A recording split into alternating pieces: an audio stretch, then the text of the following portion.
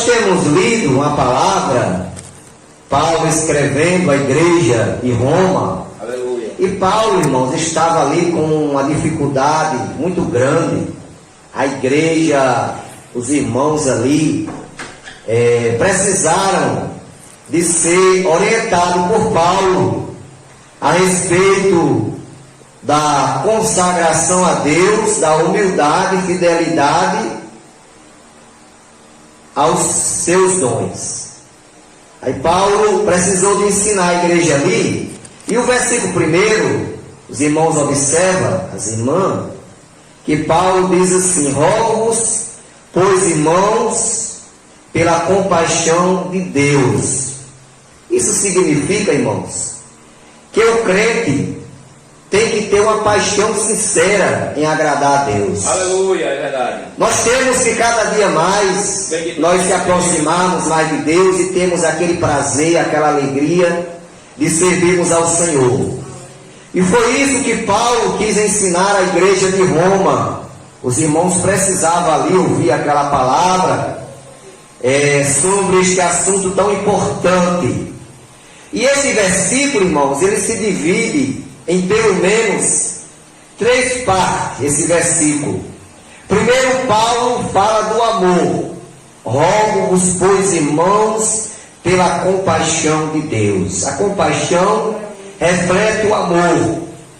O amor reflete também o que Jesus ensina no Evangelho de Mateus, capítulo 22, versículo 37, quando o doutor da lei se aproximou de Jesus e perguntou qual seria o maior mandamento.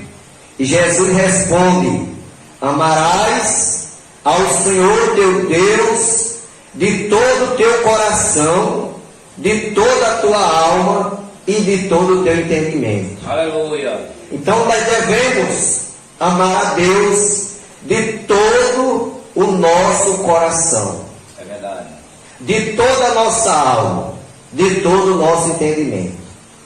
Porque Jesus mesmo falou: aquele que quer seguir a Ele tem que deixar amor de pai, amor de mãe, amor de irmãos, amor de bem desta vida.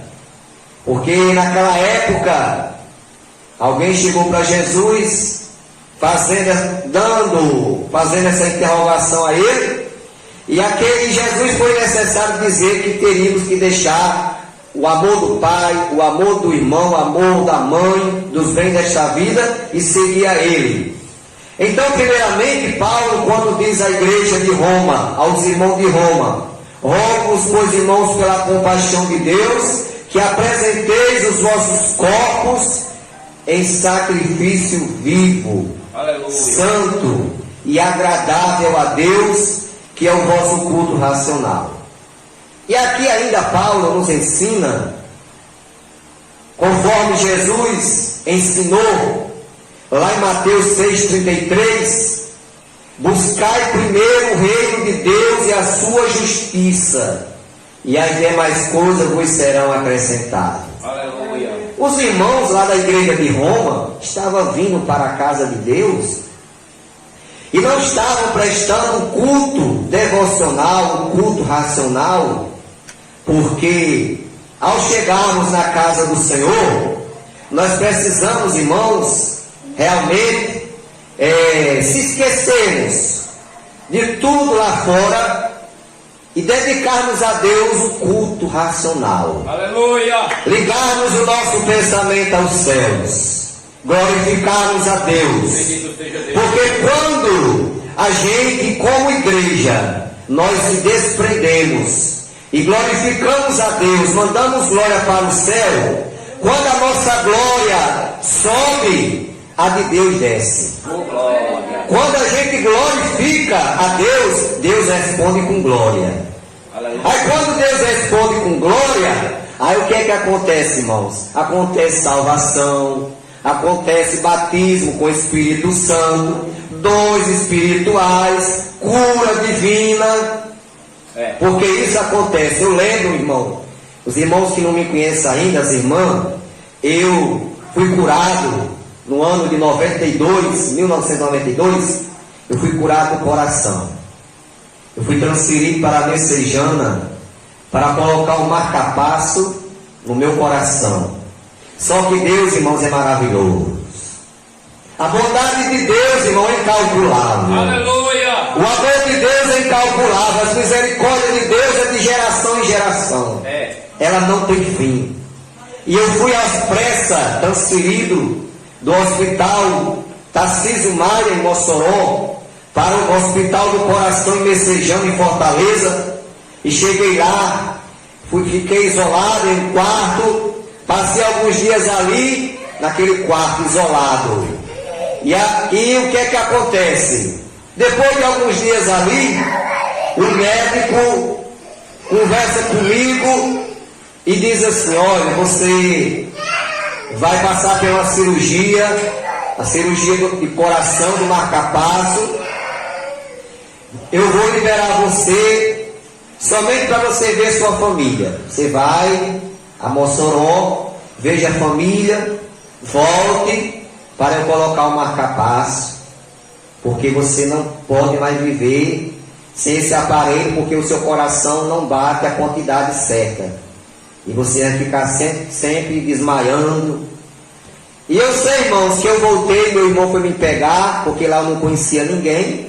Meu irmão trabalhando em Mossoró, mas foi me pegar lá e me trouxe para me ver minha família. Eu tinha 16 anos, irmão, de idade.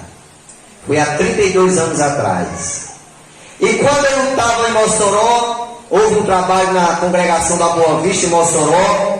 E resumindo, irmão, porque a história é longa, resumindo o que Deus fez, um grupo de jovens passou lá em casa, pediu autorização ao meu pai, me levaram para a igreja, lá no templo da Assembleia de Deus, na Boa Vista, na Coelho Neto, numa tarde de sábado. E naquela tarde, irmãos, o pastor Daxo Lira era o pregador daquela tarde. E quando ele entrou naquela igreja, que se ajoelhou, pela primeira vez que ele estava vindo ali, irmãos, a primeira vez, porque ele morava nos Estados Unidos, mas era natural de Fortaleza, e ele estava vindo a primeira vez naquele congresso para pregar naquela tarde e à noite. E quando ele recebeu o microfone do pastor da igreja, ele disse: irmãos, nessa tarde eu vim pregar, mas quando eu me ajoelhei aqui, Deus falou comigo.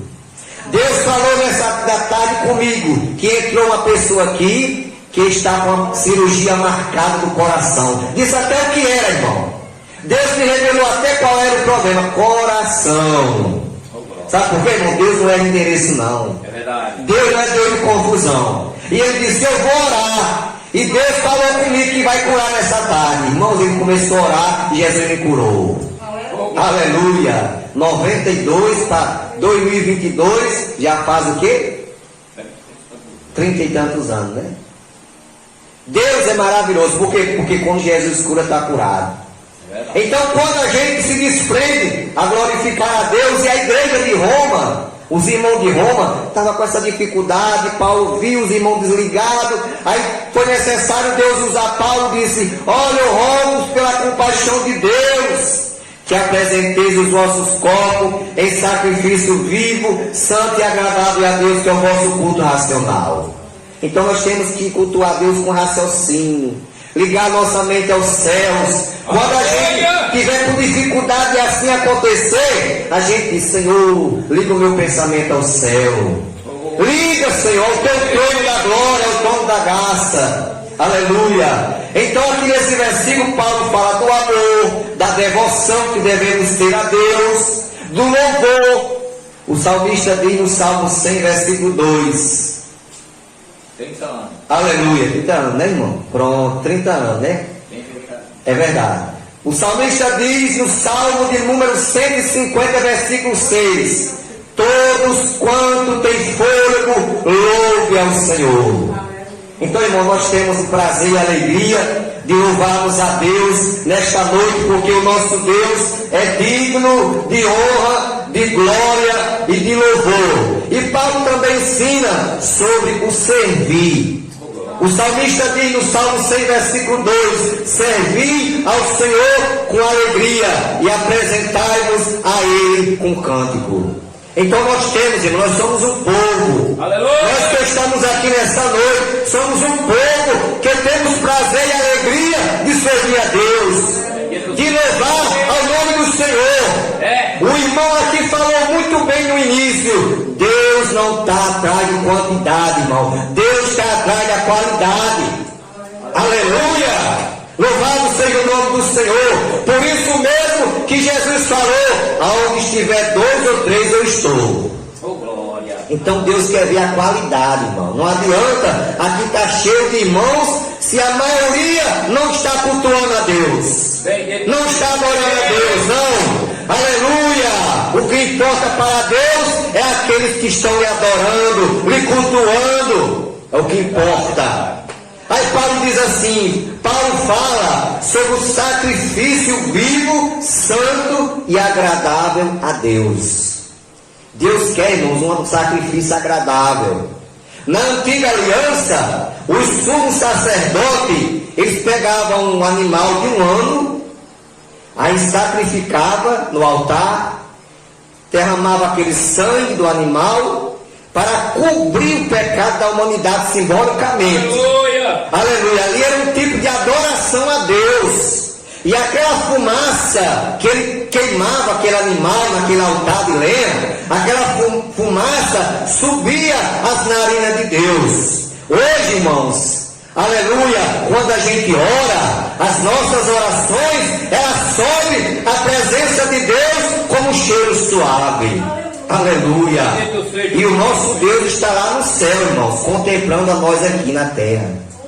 Nós na sua casa, aleluia, orando, glorificando, adorando, louvando o seu santo nome.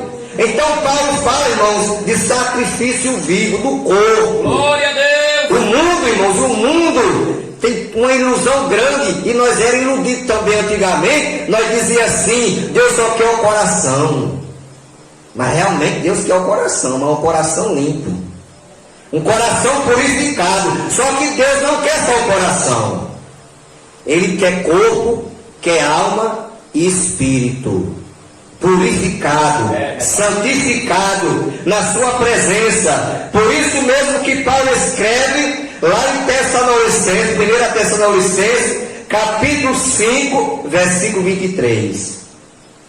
E o mesmo Deus de paz vos santifica em tudo, e todo o vosso espírito, alma e corpo sejam plenamente conservados, irrepreensíveis para a vinda de nosso Senhor Jesus Cristo. Aleluia. Então Deus quer corpo, Deus quer alma, Deus quer espírito. É tanto que no arrebatamento da igreja, a Bíblia diz que a trombeta vai tocar, e os que morreram em Cristo ressuscitarão primeiro. Depois os que tiverem vivos serão transformados e levados até os ares a encontrar o Senhor. Porque, irmãos, é necessário o nosso corpo passar por esse processo de transformação. Sabe por quê, irmão? Porque Paulo ensina que o sangue e a carne não herdam o reino de Deus. Por isso que essa carne, esse corpo vai passar pela transformação, e aquilo que era incorruptível ou que era corruptível será incorruptível, né? Aquilo que era mortal agora vai ser imortal, né? Vai passar a ser imortal, não morrerá mais. Então é necessário o nosso corpo ser santificado na presença de Deus, como Paulo diz: santifique corpo, alma e espírito. Aí Paulo continua ensinando a igreja, irmão. Aí Paulo continua no versículo 2: e não vos conformeis com este mundo. Ô meu irmão, minha irmã, quantos por aí já se conformaram com esse mundo? Até mesmo crente, irmãos. Aleluia. Tem muitos crentes, irmão, que já se conformaram com o mundo. Aí estão dizendo: não, é assim mesmo, é assim mesmo. Estão achando que o que era pecado há 20 anos não é mais. Estão dizendo que é assim mesmo, é natural, não tem problema, Deus não vai cobrar por isso. Mas é engano, irmãos, é engano. Serão as mínimas coisas que muitos que se dizem crente dizem que não tem problema nenhum, que vai impedir de muitos subir para o céu. É verdade. Aleluia. Mas sabe o que é que acontece, igreja? Nós temos que permanecer nos ensinos de Paulo. Paulo diz assim: permanece naquilo que aprendeste. Bendito seja o nome. Aleluia. Então, irmãos, nós temos que crer que aquilo que era pecado há 30 anos atrás continua sendo pecado hoje, em pleno século 21. Por isso que Paulo diz: não vos conformeis com este mundo. Glória a Deus. Devemos, irmão, reconhecer o presente sistema mundano e mau. Verdade. Esse mundo é mau. E nós devemos reconhecer isso, irmãos. Esse mundo está perdido. E Paulo escrevendo lá em Gálatas, capítulo 1, versículo 4, Paulo diz: o qual se deu a si mesmo por nossos pecados, para nos livrar do presente século mau. Aleluia. Então, irmão, Jesus se entregou, sem dever nada, ele se entregou pelos nossos pecados, para nos livrar do presente século mau. Oh, glória. Olha, igreja, nós estamos aqui, irmão, porque Jesus morreu por nós. É verdade. Se Jesus não tivesse morrido por nós, o que seria de nós? Mas a Bíblia diz que ele morreu por nós. A conta que nós devíamos, ele pagou por nós. O sofrimento que era para nós, ele passou. A condenação que era para nós, ele ocupou o lugar, ele pagou por nós em nosso lugar. É por isso que nós estamos aqui nesta noite, adorando a Ele. Aí João escreve, primeira epístola de João 2,15: não ameis o mundo, nem o que no mundo há. Aí tem crente, irmão, por aí, irmão, pessoa que diz que é crente, praticando as coisas do mundo, dizendo que não tem problema, que nós estamos no pleno século 21, que nós estamos no tempo da modernidade. Olha, irmão, para Deus não existe negócio de modernidade, não. Viu? Para Deus não existe isso, não. Jesus disse: passará o céu e a terra, mas a minha palavra não há de passar. Então não existe isso de modernidade. O que era erro no tempo de Jesus continua sendo erro hoje. O que era errado há 30 anos atrás, há 40 anos, continua sendo errado hoje. Viu? Agora muitos têm se conformado com as coisas deste mundo, muitos têm amado os prazeres mundanos deste mundo. Mas estamos aqui nessa noite, irmão, na presença de Deus. Aleluia. Por quê? Porque nós queremos ir para o céu, nós queremos andar pela Bíblia, nós queremos andar pela palavra de Deus. Aí João também escreve, lá no capítulo 5,19, primeira epístola de João: sabemos que somos de Deus e que o mundo jaz no maligno. Oh, glória. Então, meu irmão, se eu sou crente, se eu sei que esse mundo jaz no maligno, o que é que eu vou querer fazer lá, irmão? Porque de lá eu já vim. De lá Jesus já me tirou. Aí eu vou voltar para lá para quê? Não, irmão, jamais. Eu vou permanecer firme na rocha. Eu vou permanecer firme na palavra. Eu vou permanecer firme na doutrina. Porque muitos por aí, irmãos, estão afrouxando a doutrina para encher de gente. Tem muitos aí que diz pastor, que estão afrouxando a doutrina, não estão mais doutrinando na igreja. Não, vamos deixar aqui um negócio meio bem facilitado para vir gente. Nós queremos é que enche aqui mesmo. Irmão, olha, Jesus não está nesse negócio não. Jesus não está nesse negócio, irmão. Você sabe quanto Jesus conseguiu arrebanhar? 12 apóstolos. É porque Jesus pregava maneiro? É porque Jesus enfeitava o pavão? Não, irmão. Ele pregava a palavra.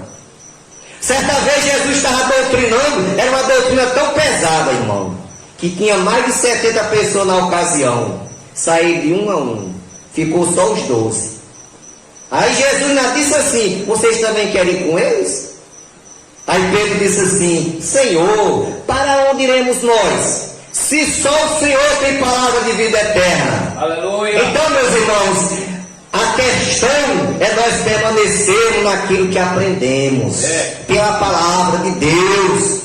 Porque se nós permanecermos pela Bíblia, vida pela palavra, nós estamos seguros. E o arrebatamento da igreja vai acontecer a qualquer minuto. E nós vamos subir cantando o hino da vitória. Aleluia. Aí Paulo diz assim: mas transformai-vos pela renovação do vosso entendimento. Temos que procurar, irmão, transformar o nosso entendimento para as coisas de Deus. E os irmãos de Roma estavam tudo embaraçados. Os irmãos estavam tudo embaraçados ali, irmãos. Por isso que Paulo foi necessário trazer este ensinamento para os irmãos da igreja de Roma. Mas Paulo diz: transformai-vos pela renovação do vosso entendimento. O salmista diz, irmãos, o salmista escreve no Salmo 119, versículo 130. Veja o que o salmista diz: a exposição das tuas palavras dá luz e dá entendimento aos simples. Veja, irmão, a exposição, ou seja, o ensinamento. Nós estamos aqui aprendendo. Nós estamos aqui recebendo o ensinamento da palavra. Não é só os irmãos que estão recebendo, não. Eu sou o primeiro. O primeiro que vai receber o ensinamento nessa noite sou eu. Aleluia. É o primeiro. Por quê? Porque a palavra, ela é espada de dois gumes. Ela corta para lá e para cá. E é mais para cá, viu? Porque quem ensina, quem mais é dado é mais cobrado. Viu? Então a responsabilidade maior de aprender sou eu, porque eu estou ensinando. Aí o salmista diz assim: a exposição das tuas palavras dá luz e entendimento aos simples. Aí lá no Salmo 119, versículo 105, aí o salmista diz assim: lâmpada para os meus pés é a tua palavra, e luz para o meu caminho. Aleluia. Então a palavra, irmão, é lâmpada. Quem anda pela palavra não tropeça, porque os seus pés estão iluminados. Lâmpada para os meus pés é a tua palavra, e luz para o meu caminho. Aí Jesus diz lá no capítulo 22, versículo 37 de Mateus, Jesus ensinando, Jesus diz assim: ama ao Senhor de todo o teu coração, de toda a tua alma e de todo o teu entendimento. Aleluia. Então temos que amar a Deus, irmão, de coração, de alma e entendimento. Por isso que Paulo quis ensinar os irmãos ali, que os irmãos de Roma, que estavam muitas vezes no culto, mas estavam voando. Era aquela história, o mundo, quando a gente era do mundo, que nós considerávamos católico, aí dizia assim: está na missa sem o padre. Tem muitos crentes aí que estão no culto sem o pastor. É verdade.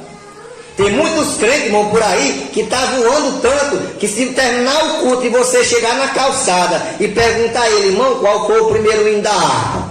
Ele não sabe dizer. Qual foi o segundo? Também não. Então me diga qual foi o terceiro, também não lembro. Aonde foi que leu a Bíblia? Ih, rapaz, me esqueci. Sabe por quê, irmão? Está no culto, mas o pensamento está longe. Aleluia. Mas quando nós chegamos na casa de Deus, irmão, era isso que Paulo queria ensinar aos irmãos de Roma. Se ligue com o céu. Se ligue com louvor. Porque, irmão, quando a gente se liga, quando a gente começa a cultuar Deus de verdade, quando a gente começa a cultuar Deus, sacrificando o nosso corpo, a nossa mente, um culto racional, irmão, a gente sente a presença de Deus, a gente dá vontade de glorificar a Deus. Se for batizado com o Espírito Santo, dá vontade e fala em mistério. Porque é isso que acontece. A presença de Deus desce, irmão, em nosso meio. Aí diz Paulo, lá em 2 Coríntios 4:4, falando ainda dos que estão iludidos com as coisas do mundo. O Deus desse século cegou o entendimento dos incrédulos, para que não resplandeça a luz do Evangelho da glória de Cristo. Quem é o Deus desse século, irmão? Satanás. Satanás cegou o entendimento das pessoas, irmãos, para que não lhe resplandeça a luz do Evangelho. Por mais que você pregue para essa pessoa, mas essa pessoa não entra nada, parece que está tampada a mente. Mas isso é obra de Satanás, irmão. Porque o diabo, ele sabe o preço de uma alma. Oh, glória. Satanás sabe que foi o sangue de Jesus que foi derramado na cruz, o valor de uma alma. O valor da minha alma, o valor da tua alma, irmão. Não tem ouro, não tem prata, não tem nada que pague. Não tem valor nenhum da terra. Não tem real, não tem dólar, não tem euro, não tem nada, irmão. Foi o sangue de Jesus. Aleluia. Vertido na cruz do Calvário, o sangue inocente que Jesus verteu na cruz do Calvário. Aí o salmista também no Salmo 119, versículo 73. As tuas mãos me fizeram e me informaram. Dai-me inteligência para que eu aprenda os teus mandamentos. Aleluia. Oh, glória! O salmista, irmão, reconhecia que foi feito pelas mãos de Deus. Glória a Deus. Nós somos feitos pela mão de Deus, irmãos. Aí o salmista diz assim: dai-me inteligência para que eu aprenda os teus mandamentos. Bendito. O salmista tinha fome e sede da palavra de Deus. Oh, glória. Fome e sede, irmãos. Aleluia. Glória seja dado o nome de Jesus. Aí Paulo, irmão, continua ainda.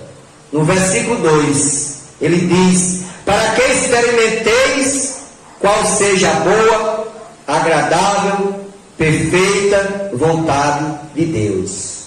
Aleluia. Paulo mostra aqui para nós experimentar a boa, perfeita e agradável vontade de Deus. Aí nós vamos, irmãos, lá a oração do Pai Nosso, Jesus ensinou, lá em Mateus 6, versículo 9. Jesus começa ensinando a oração do Pai Nosso, não para ser uma coisa repetida, porque alguém pega a oração do Pai Nosso, só faz aquela coisa repetida. Não, Jesus não mostrou isso aí não. Jesus mostrou ali como se deve entrar na presença de Deus. Aí Jesus diz assim, começa: Pai Nosso que estás no céu. É a primeira coisa que Jesus ensina. O que é isso? O que significa isso? Significa, irmãos, que nós devemos reconhecer a soberania de Deus. Aleluia. Pai nosso que está no céu. Deus é maior do que tudo, irmão. Deus é maior do que todo. Todo poder está na mão do Senhor. Aleluia. O nosso Deus que está nesta noite aqui, Ele é onipotente, tem todo o poder, é onipresente, está em todo lugar. Satanás é espírito, mas não está em todo lugar não. Ele não é onipresente não. Até porque quando os filhos de Deus foram à presença de Deus, aí Satanás foi no meio. Está escrito lá em Jó. Aí Deus pergunta: de onde vem Satanás? Aí ele responde: de rodear a terra e passear por ela. Então Satanás não está em todo lugar. Ele vive rodeando a terra, procurando fazer o mal às pessoas, né? Mas aqui, na oração do Pai Nosso, primeiramente, Jesus ensina que devemos reconhecer a soberania de Deus. Pai Nosso que está no céu. Segundo, santificado seja o seu nome. Bendito. O nome de Jesus, irmão, deve ser santificado. Devemos santificar o nome de Jesus. Somente Ele é santo.